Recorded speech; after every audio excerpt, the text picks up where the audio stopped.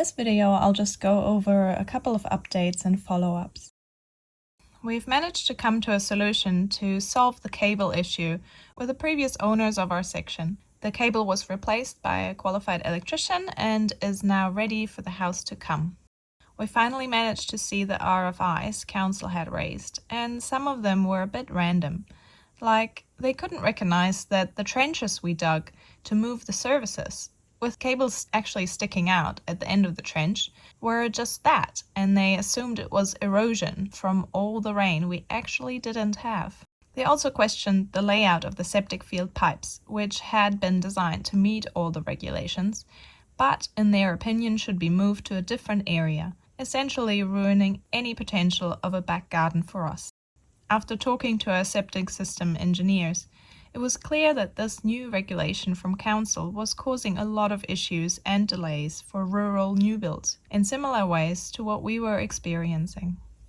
Our only hope is that the justifications and arguments that clearly show our system meets all the regulations will eventually be accepted.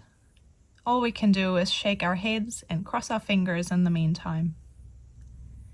Our discharge consent application has now been with council for over 4 months, and it sounds like we won't get through this consent process for another 2 to 3 months, bringing us to a total of 6 to 7 months, just for consents. In the meantime, communications with the building company have been, let's say, frustrating and unexpectedly difficult, so it hasn't helped our patience with the whole situation.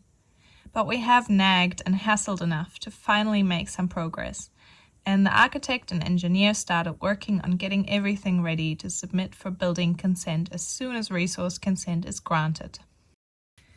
But with council taking such a long time for the consent, our construction loan offer from the bank has expired.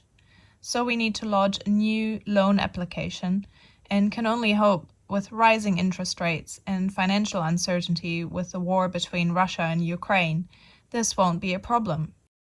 To be honest, I never expected building a house would be easy, but I didn't quite expect so many curveballs between COVID lockdowns, inflation, building material shortage, and this horrible war to get through this process of constant delays.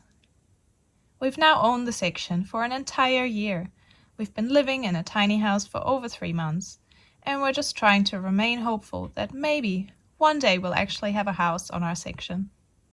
Lastly, I wanted to let you know that recently I opened a Patreon account where I'll be posting additional behind-the-scenes content, floor plans, and more personal videos that I won't be putting publicly on YouTube. So check it out, and thanks for your support.